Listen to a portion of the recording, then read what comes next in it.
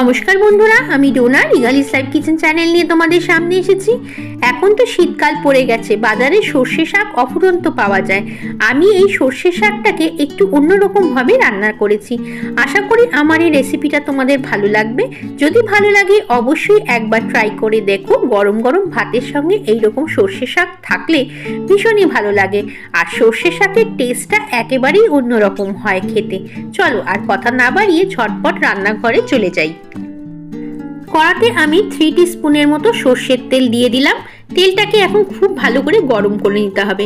তেল অলরেডি গরম হয়ে গেছে, তার মধ্যে আমি দিয়ে দিলাম 3টে চেরা কাঁচা লঙ্কা। কাঁচা লঙ্কার সাথে সাথে তোমরা চাইলে শুকনো লঙ্কাও দিতে পারো। আমি শুকনো লঙ্কার ব্যবহার করছি না, শুধুই কাঁচা লঙ্কা দিয়ে করব। আর সাথে দিয়ে দিচ্ছি 1 টিস্পুনের মতো কালো জিরে। এছাড়াও এর মধ্যে দিচ্ছি একটা বড় সাইজের গোটা রসুন। এই রসুনটা অবশ্যই দিতে হবে এই সর্ষে শাকের মধ্যে। এখন সমস্ত কিছুকে আমরা একটু ভালো করে ভেজে নেব। রসুন থেকে যখন সুন্দর গন্ধ বেরোবে তখন বুঝতে পারবে যে রসুনটা আমাদের ভাজা হয়ে গেছে। তারপরে কিন্তু আমরা শাকটা এই তেলের মধ্যে অ্যাড করব। দেখো রসুনটা বেশ সুন্দর একটা কালার নিয়ে নিয়েছে। এখন আমরা এর মধ্যে অ্যাড করে দিচ্ছি আগে থেকে ভালো করে ধুয়ে কেটে রাখা সর্ষে শাক।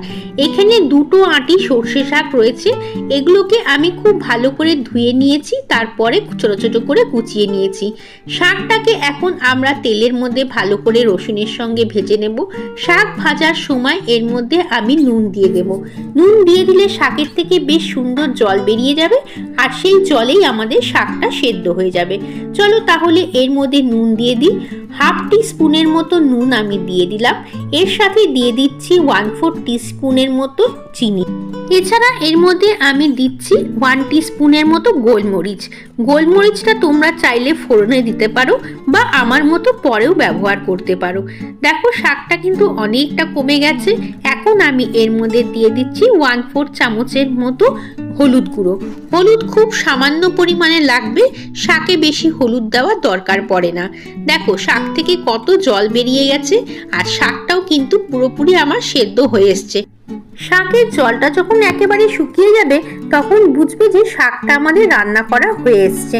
আর একেবারে পুরো শুকিয়ে দিও না, তাহলে যখন মিক্সিতে গ্রাইন্ড করবে তখন কিন্তু আবার এক্সট্রা করে জলের হয়তো দরকার পড়বে। সেজন্য অল্প অল্প জল থাকাকালীনই তোমরা শাকটাকে মিক্সির মধ্যে দিয়ে পেস্ট করে নেবে। দেখো শাকটা কিন্তু একেবারেই তৈরি হয়ে গেছে। চলো আর 2-3 মিনিট নাড়াচাড়া করে আমি কিন্তু এটাকে ঠান্ডা হতে দেবো। এইরকম ভাবে একবার সর্ষে শাক রান্না করে দেখো, অপূর্ব লাগবে খেতে।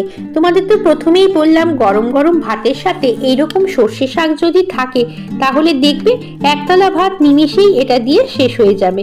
অলরেডি শাকটা কিন্তু জল অনেকটা শুকিয়ে গেছে, এর থেকে বেশি আমি শুকাবো না। গ্যাসটা বন্ধ করে দিলাম, আর এবার এটাকে ঠান্ডা হওয়ার জন্য একটু অপেক্ষা করছি।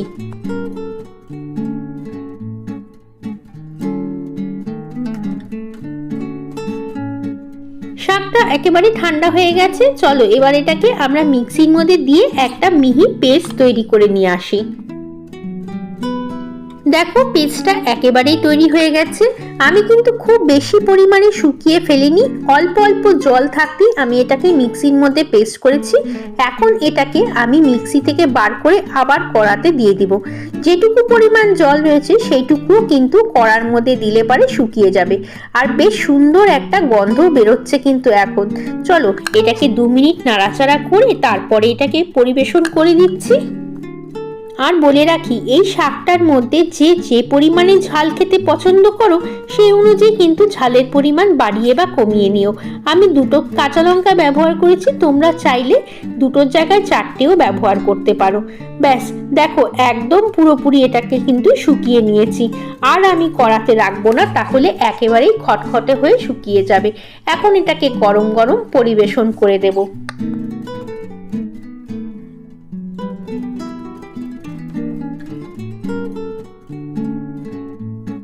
এই দেখো তৈরি হয়ে গেছে রসুন দিয়ে সুন্দর শাক ভাজা। এইরকম শাক একবার বানিয়ে দেখো, গরম গরম ভাতের সাথে দারুণ লাগবে খেতে। আর যারা শাক খায় না তারাও কিন্তু আঙুল চেটে পুটে এই শাকটা খাবে। কেমন লাগলো আজকের রেসিপি? যদি ভালো লাগে অবশ্যই লাইক কমেন্ট শেয়ার করো। নতুন বন্ধু হয়ে থাকলে চ্যানেলটাকে সাবস্ক্রাইব করে নিও। চলো আজকের মতো তোমাদের কাছ থেকে বিদায় নিচ্ছি। আবার আসবো অন্যদিন অন্য একটা সুন্দর রেসিপি নিয়ে। ততক্ষণ সবাই ভালো থেকো এবং সবাইকে টাটা।